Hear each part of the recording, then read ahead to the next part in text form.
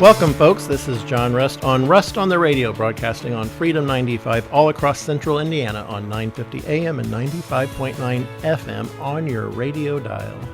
Joining me in the studio today is Gary Bradley, longtime truck driver at Roseacre Farms, who drove over 4 million miles for Roseacres. Welcome to the show, Gary. Thanks, John. And Justin George. Thanks, John. Great political to be here. Commentator for the state of Indiana. Welcome. Great to be here. Appreciate it. Okay, so folks, this is a big show. We got a lot to cover. Number one, there was a big issue on immigration this week. And what happened was Trump changed course, fortunately. But I want to get into what specifically happened. First of all, number one, Gavin Newsom said this was a major win. Trump just reversed course on immigration. We're watching closely and we'll hold him to it. If a Democrat's praising your policy on immigration, it's the wrong policy. Pure and simple. That's not a big win for the Democratic Party. That's a loss for everyone. So this just goes to show you we have to hold the line. We have to be firm.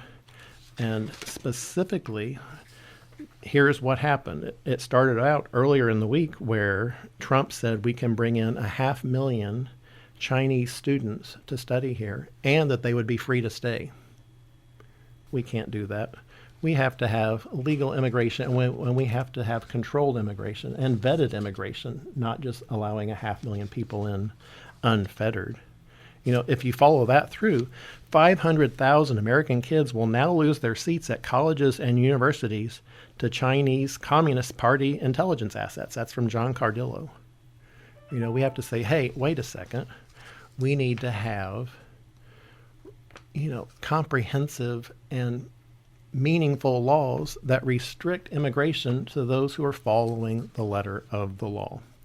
How this got started earlier in the week. This is from Donald J. Trump. Our great farmers and people in the hotel and leisure business have been stating that our very aggressive policy on immigration is taking a very good long-time workers away from them, with these jobs being almost impossible to replace. In many cases, the criminals allowed into our country by the very stupid Biden open borders policy are applying for these jobs. That's not good. We must protect our farmers, but get the criminals out. Changes are coming. Number one, I disagree with that. I'm a farmer, and Gary will attest to this. We have E-Verified at Roseacres now. We're going on 2 decades of E-Verifying to make sure that you are here legally working. And we're going to get into, actually, we follow it so closely, we actually got fined for asking for too much ID for people to prove they were legal to work. That's the way it should be. This is from Lindsay Feifeld on Twitter. She says, my parents' landscaping business was perpetually blown out of the water by local competition who exploited cheap illegal labor while my parents hired and trained high schoolers. She has no sympathy for any business that thrives on illegal labor. You can't do that. And the reason is Roseacres wants legal workers, and we only hire legal workers because we want to pay a good wage. If our competition is hiring illegal workers, we have to meet competitive prices. So that is unfair to Roseacres because we're hiring legal workers for our competition to have illegal workers if they're not paying them on the books legally. So folks, we want our competition to be hiring legal people too. We want to raise the wages for folks. We want to be able to pay a good, fair wage for people because it's hard work being a farmer. Gary is joining me in the studio today. He knows for a fact that if you work at Roseacres, you work hard. You remember that, Gary? When you were picking up eggs at Court Acres that were going to New York City or wherever, to Tennessee or Illinois, there would be people that had started at 6 a.m. in the morning, and they might still be working there at 8:30 at night. That's right. And it's hard, long work. It's backbreaking work. And it's long work, and you want those people that know how to work and know how to do things. You want them paid very well, and you want them paid well. Yes, because they deserve it. They're not sitting at home collecting a welfare check. They're not sitting at home just getting SNAP benefits. They are showing up for the job, and they're paying taxes. So they absolutely should be paid a wonderful wage because they are what is making America great. They are the ones contributing to society. They're paying Social Security tax so that, people who are retiring now can enjoy a good retirement. We want people paying into the system. We want people paying into a system at a wage structure that means that people who are retiring now can have a good retirement. My opponent, Jim Banks, when I was running for the U.S. Senate, his answer on Social Security was to raise the retirement age for people. No, that's wrong. That's taking away something that people have paid in for, something they deserve. This is from Meriwether Farms on Twitter. This is another farm. Just want to reiterate, we only hire U.S. citizens on our farm and in our meat packing plant. All of our full-time employees have health care. We can do this by being vertically integrated and diversified. Most small operations like ours rely on family members, hire locals, or on rare occasion use legal and seasonal visa programs. The recent order released by the Department of Homeland Security regarding ICE raids will only benefit the big packers and big ag who exploit illegal labor. We are very supportive of President Trump and all he is doing for this country.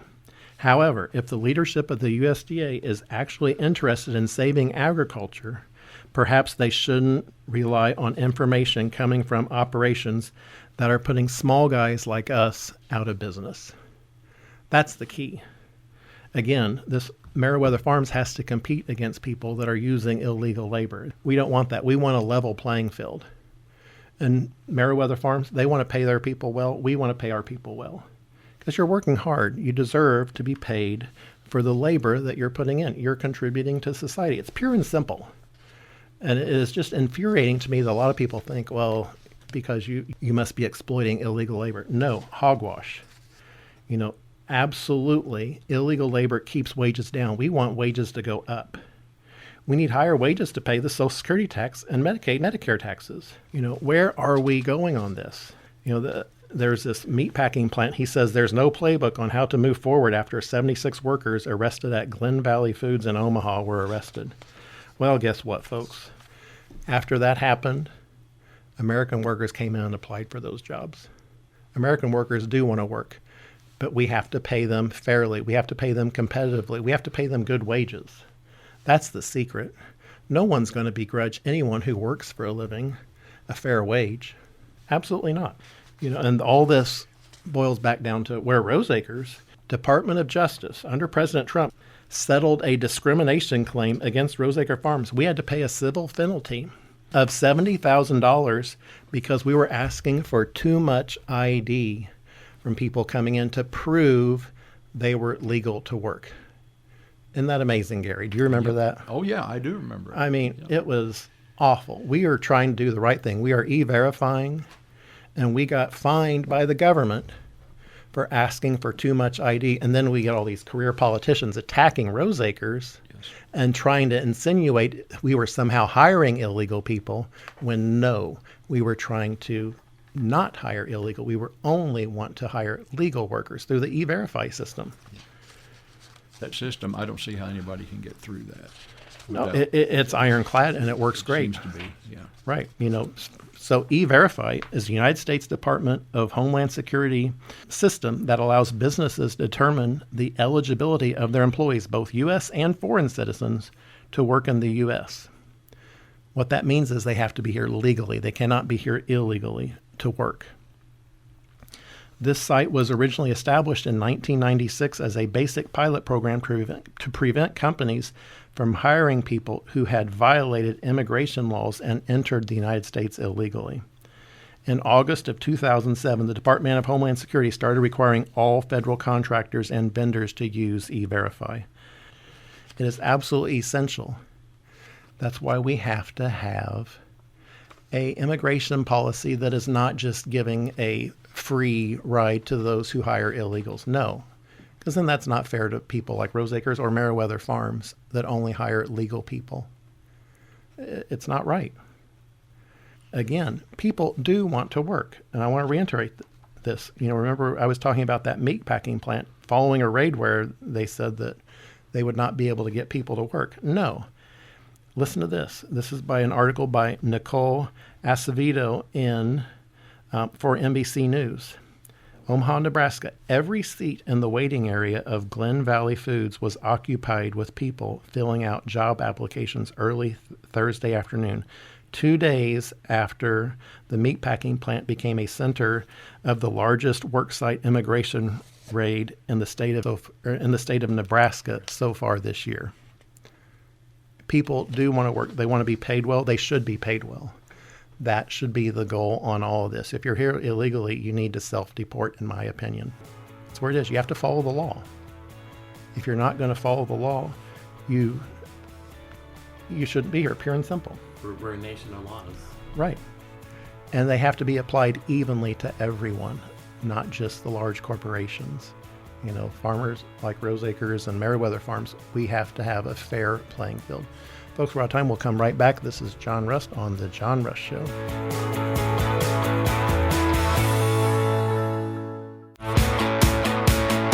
Welcome back, folks. This is John Rust on the Radio on Freedom 95, broadcasting on 950 AM and 95.9 FM on your car radio all across central Indiana for freedom-loving Hoosiers everywhere.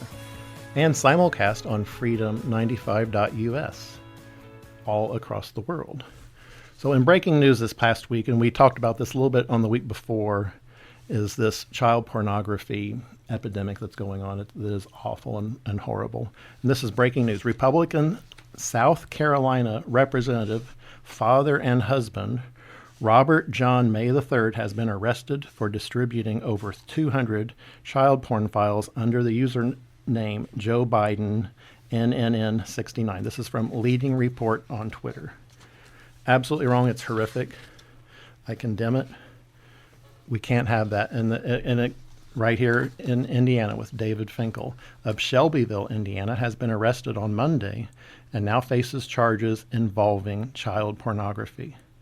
David was vice chairman of the Shelbyville School Board. He was an acquaintance who worked for my campaign over a year ago, but he no longer works for my campaign.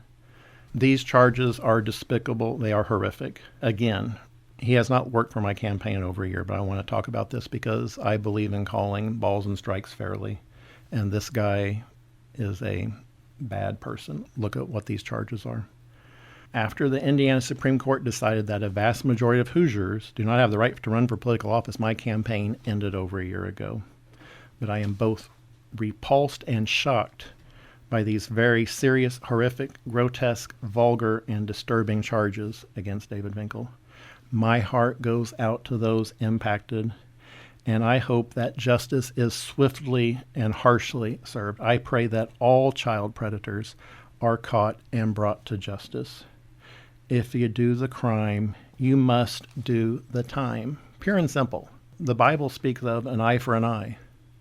You can't just let people off the hook for child pornography and these grotesque, awful charges against this person. They're terrible. But that includes all criminals and for terrorists.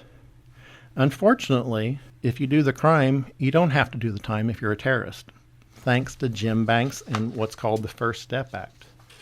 This came out. Mohamad Hammoud, one of the world's most dangerous terrorists, is back in Lebanon. This is from L'Orient Le Jour newspaper by an article by Caroline Hayek. The 49-year-old Lebanese was given a hero's welcome Tuesday after spending 2 decades in America's prisons. Hammoud, 49, a man described as one of the world's most dangerous terrorists in the world, has recently been released after spending 23 years in U.S. prisons. He is being portrayed as a mastermind behind the Hezbollah network operating within the United States. In 2003, he received a sentence of 155 years for his involvement in financing Hezbollah through a cell in the U.S. These are the kind of people that are getting out of prison early thanks to Jim Banks and this First Step Act. That act needs to be repealed completely. It needs to be absolutely repealed 100%. If you do the crime, you have to do the time. You know, back on Hammoud. Hammoud received a grand welcome last week at Rafik Hariri International Airport in Beirut, where his family and dozens of supporters eagerly awaited his arrival. Notably, he was accompanied on the plane from Chicago by 2 American federal agents. As he stepped onto the streets of Tawitat al-Gadir Airport, he was greeted by hundreds of men who joyously carried him amidst the lively tunes of brass bands through the Arab streets. Yellow Hezbollah flags fluttered above them, and chants of La Bayaka Nasrallah, we need your call, Hezbollah leader Hassan Nasrallah, filled the air. In a symbolic gesture, sheep were ritually sacrificed, their blood staining as a tribute to his return, thanks to the First Step Act voted for yes by Jim Banks. Isn't that disgusting? Very disgusting. You know, and despicable. He had a 133-year sentence, and he got out of prison early. If you do the crime, you have to do the time. It's not complicated. Did you know that his trial was the first trial of a terrorist after 9/11? And he gets off early. What on earth is going on? And this is an interesting little point. In the living room where the interview was conducted, a composite photo featuring Ayatollah Ali Khamenei, Hezbollah leader Hassan Nasrallah, and the late Iranian general Qasem Soleimani, who was killed by the Americans in 2020, adorns the wall. And this is a direct quote from Hammoud.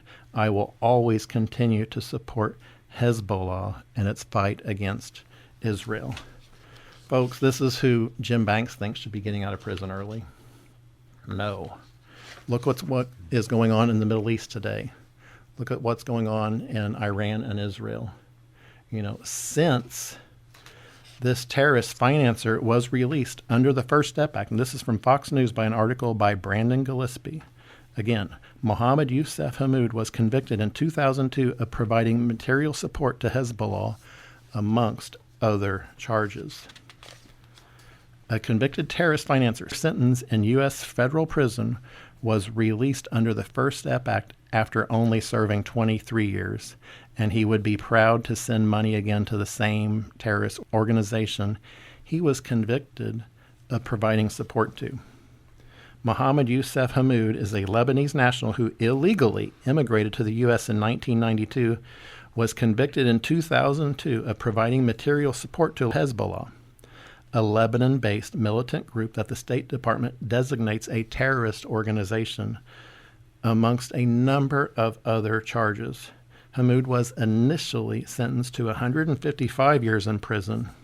However, the First Step Act, a criminal justice reform law that was passed through Congress with the support of Jim Banks, with the support of both parties, again, it's the UTA party, crime doesn't, gave Hammoud an early release. Again, we have the Uniparty in Washington, and we have all these people that claim to be pro-law enforcement, anti-terrorist, and what they're doing, they're releasing the terrorists from prison early. Right back into our communities. Well, Ron DeSantis rips the First Step Act and vows to repeal it. That was his take on it. He calls it basically a jailbreak bill.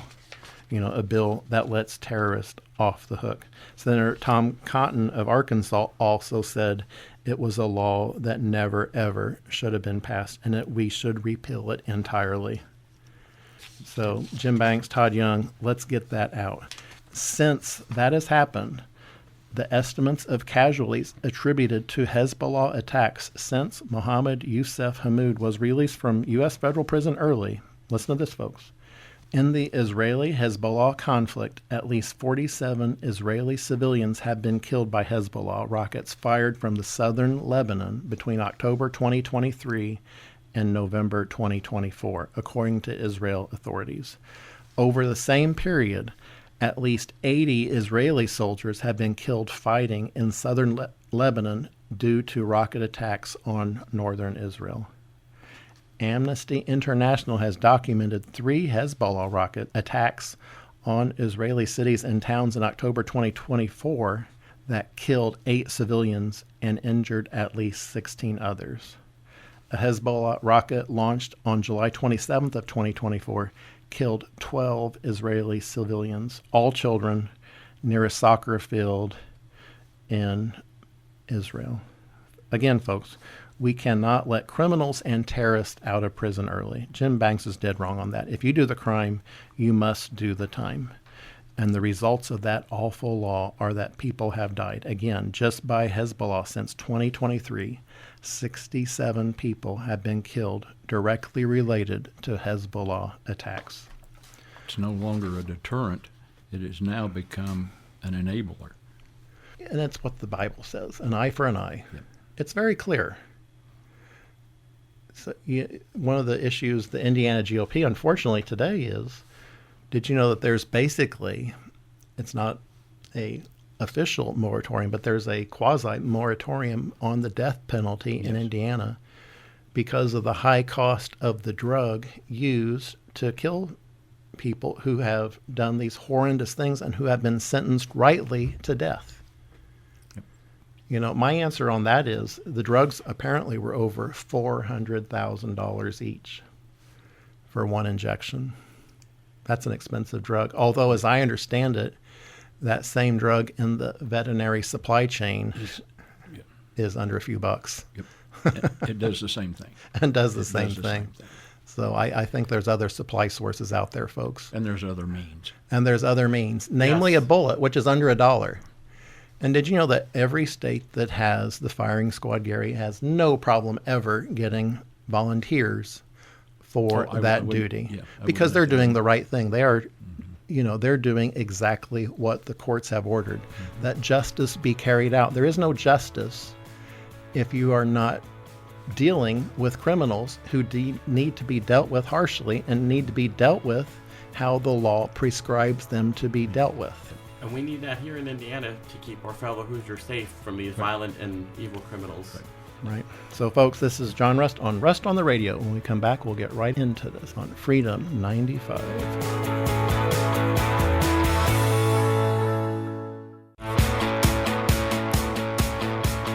Welcome back, folks. This is John Rust on the Radio on Freedom 95, broadcasting on 950 AM and 95.9 FM all across central Indiana for freedom-loving Hoosiers everywhere, simulcast on freedom95.us all across the world, and on podcast on YouTube, Spotify, Amazon, Apple, iHeartRadio, the usual podcast formats. So, folks, welcome back. We were talking about immigration in the first segment, and I realized I didn't say something I need to say. Trump has backtracked on that. Fortunately, he has said they will have enforcement for farms, which is important. We cannot have illegal immigrants working in the United States. We have to get wages up. Again, as I said, I believe in paying people fairly for hard work. People want to say, well, people don't want to pick the grapes or whatever, or pack the eggs. Yes, they do if they're paid fairly. If you pay people a fair wage, they'll show up for the job. My father proved that at Rose Acres. Egg farming is hard work. Gary knows that firsthand. Yep. You know the kind of people that worked at Rose Acres their entire lives. They loved it. You remember Diane Oddie? Oh, yeah. She helps me out all the time. Yet she's still working today. There's no sissies in the chicken house. No, They're tough. It is hard work. Yep. Because we love doing what we do. There's so much honor in feeding people every day. We feed over 20 million people every day. And it is an honor. It is a blessing that no one in my family or in anyone at Rose Acres takes lightly. Especially you, Gary. You know that. That is what an honor, what a legacy for our imprint on the planet for what you and everyone have done to keep egg prices so low. When my dad started selling eggs in 1950, it was 50 cents a dozen. If you adjust that for inflation, it would be over $6.50 today. I was just at the Walmart here in Franklin this morning checking on egg prices, which I almost always do. It's $2.96 a dozen for large eggs. So egg prices, folks, are still high because bird flu, unfortunately, is still going on. Unfortunately, it is spreading around Arizona like wildfire right now. One of our competing farmers there has lost almost all of their chickens to bird flu. Unfortunately, prices may tick up a little bit, but we are doing all we can, and we are waiting, hopefully, for the Trump administration to approve us being able to vaccinate against bird flu so that we can get prices back where they should be, in my opinion. I think we can get there if we are allowed to vaccinate. Unfortunately, the bureaucrats in Washington are saying, no, let's hold off on that. But, Donald J. Trump has some very wise words. And that was a direct quote from Elon Musk. This is Donald J. Trump. I cannot believe the Republicans are extending the debt ceiling. I am a Republican and I am embarrassed. Elon Musk says, I couldn't agree more. And he quotes Donald Trump directly. No member of Congress should be eligible for re-election if our country's budget is not balanced. Deficits not allowed. Again, that's a direct quote from Donald J. Trump. Folks, I just got a fundraiser letter in the mail this week from my local Congress lady, Erin Hounshin. And it's something else. The headline on it is, How Did Democrats Devastate America? And it says, a dangerous wide open border. Well, Erin Hounshin herself funded Joe Biden's border policy for the last 2 years. And she talks about an out of control and crushing $35 trillion debt. Guess what, folks? She voted for it. She voted for it in 2023 and again in March of 2025 for Biden's spending priorities and to increase the debt. She voted for it. And then she fundraises saying how bad this is after she votes for it. We are having, and she says, punishing record-breaking inflation. Well, guess what? That's caused by the debt she again voted for. All these people, they all thump their chest in Indiana saying how conservative they are. And then they go to Washington and they vote the exact opposite. And then they send out these letters saying how conservative they are and how they hold to conservative ideals and how it is bad to have deficit spending, even though they voted for it. And then they blame the Democrats. Even though they're the ones that did it. Far worse than the Democrats. The debt is exponentially increasing more now than it ever has been. It goes from bad to worse. So Gary's in the studio today. So Gary, the House of Representatives, in their big, beautiful bill, which I call the big, beautiful boondoggle, Yes. they raised the debt ceiling by $4 trillion. Well, the United States Senate says, hold my beer. Yep. They're going to raise it $5 trillion. They're going to do $1 trillion more. They're having a race to see who can spend more money of not your tax dollars, but your kids' tax dollars. That's the biggest tax increase in human history, is what the Republican Congress is doing to Americans, because someone's going to have to pay for this bill, folks. This debt will come due someday. It will absolutely be paid for by higher interest rates. When my father was building court acres back in the 1970s, Gary, you remember this? Oh, yes. That was a fight. And you remember what the inflation was under Jimmy Carter? Yep. It was terrible. Interest rates were through the roof. We were paying 18% interest rates to build court acres, which holds over 2.5 million chickens. That farm is still there today. And it just got knocked out by bird flu in January this year, but we are now repopulating it. So the eggs are coming back. But that farm has been in production over 40 years. But when we built that farm, the interest rate was astronomical, and so we complain about interest rates today being 7 or 8%. They're going up faster than that, folks. With what the government is doing, with what Republicans in Congress and Senate are doing, there is no answer other than, number one, inflation, and through interest rates when this has to be paid back. And it will have to be paid back. Are we going to default on the debt? No. We default on the debt by inflation. We default on the debt when Congress just passed a law banning the production of more pennies, because pennies today cost 4 cents each. Not because they're made of copper. They haven't been made of copper in over a quarter of a century. But because of the cost to produce them through labor, through shipping, through production. 4 cents to make a penny. And that's the same for egg farmers. It's the same if you're making television sets. It's the same if you're a grocery store clerk. It costs you more today to do stuff because the dollar has become so devalued by these Republicans in Congress. And then they come here and say, oh, we're so conservative, you should vote for us. And it just gets worse and worse. You know, Thomas Massey talked about this. And this is the scandal that's coming up right now. How sad would it be for Doge to do all this work to have Speaker Johnson promise to fund a lot of the same crap just 3 months from now? Listen to this, folks. Remember how Congress just last week passed $9 billion in Doge cuts, Gary? Oh, yeah. Did you know that under the table, GOP Representative Don Bacon tells me he switched his vote to yes on the $9.4 billion cuts to PBS, NPR, and foreign aid after he got assurances that PBS will be funded in fiscal 2026 government funding. So, folks, that $9 billion in cuts, that was just for show in the House of Representatives. They don't want anybody messing up their gravy train. No. They got to keep it going. Well, and guess what? Majority Leader Thune in the U.S. Senate just announced that they are shelving the only $9 billion in cuts. Folks, there were over $500 billion in Doge cuts identified by Elon Musk's team. Over $500 billion. I think he was on track to find $2 trillion in cuts. But the establishment in D.C., unfortunately, extinguished that dream. You know, we were on track, Gary. Did you know this? To get a $4,000 refund because of Doge cuts?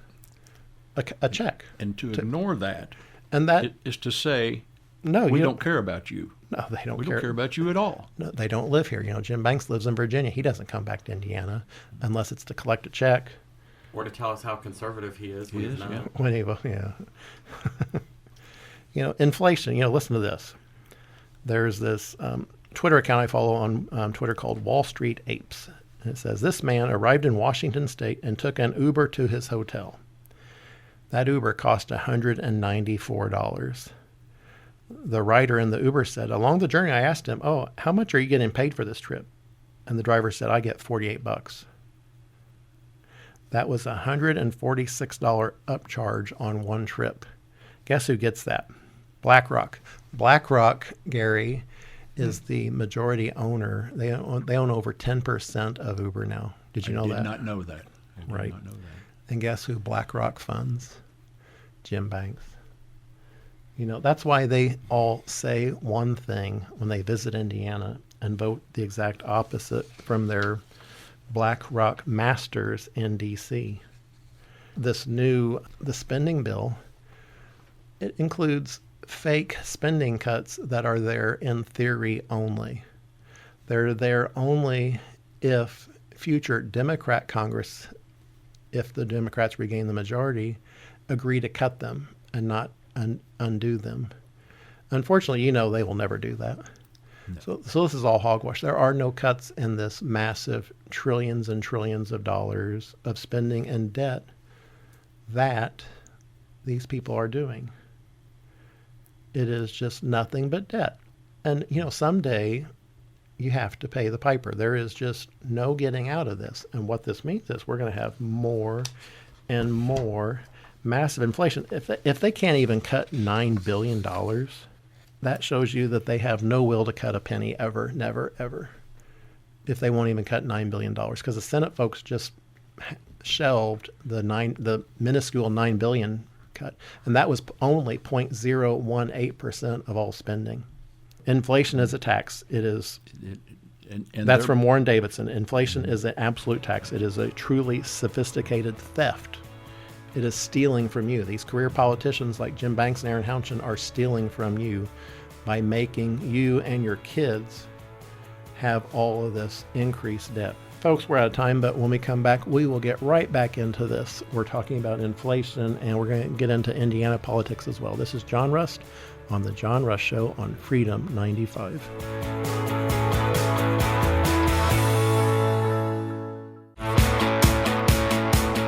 Welcome back, folks. This is John Rust on Rust on the Radio, Freedom 95, 950 AM and 95.9 FM on your radio dial. So welcome to the show. I hope you are enjoying a beautiful day. We were talking about inflation, and I want to get back into what Warren Davidson, a congressman from Ohio, was talking about. inflation as a tax, truly sophisticated theft. Imagine if Congress had taxed beef at that rate. What he's talking about, folks. Annualized inflation for ribeye steak just in the last year is up over 10%. $32 a pound now, Gary, for steak versus $28.99 last year. That's an average annual rate of 12% inflation. It's 62% of inflation since 2020. I think we are facing inflation that is not being accounted for, because you certainly don't hear about numbers like that in what you hear from Washington. Yes, eggs are coming down, but steak isn't. The price we pay for everything, for cars, for utilities. Look at what the utility bills are doing in the state of Indiana, because they're doing this asinine thing of making coal-powered plants close early before their designated lifespan economic cycle is over with. They are closing them to force more expensive wind and solar panels on us. But that's the key. It has to be cheaper. And if it's not, you should still be doing coal. It's just waste. Well, China is still building 2 new coal-powered plants every week. They are still building 2 new coal-powered plants every week in China. And the state of Indiana, we're worried about solar panels. We need to have economic energy to compete with China. Manufacturers in Indiana should not have to pay a higher electricity rate than what is being paid in China to compete fairly in the world market. That is what we have lost sight of. The Republican Party in Indiana has become, it's the uniparty. They agree with the Democrats on this stuff. They're talking in this budget bill, the big, beautiful boondoggle. They are extending credits for quote unquote renewable green energy up until past 2040 now, I believe. At least 2031. It's crazy. Absolutely crazy. And it affects all of us. Well, and it's the debt. Elon Musk says this. America is de facto going bankrupt, and all the tax revenue is going to be going to paying interest on national debt with nothing left for anything else. How did we arrive at the point in this country where 25% of all tax revenue now, today, goes to just paying interest on the $37 trillion debt we have? Well, it's because people like Jim Banks and Todd Young. When Jim Banks and Todd Young went to Congress, folks, your share of the national debt for you as a taxpayer was $170,000.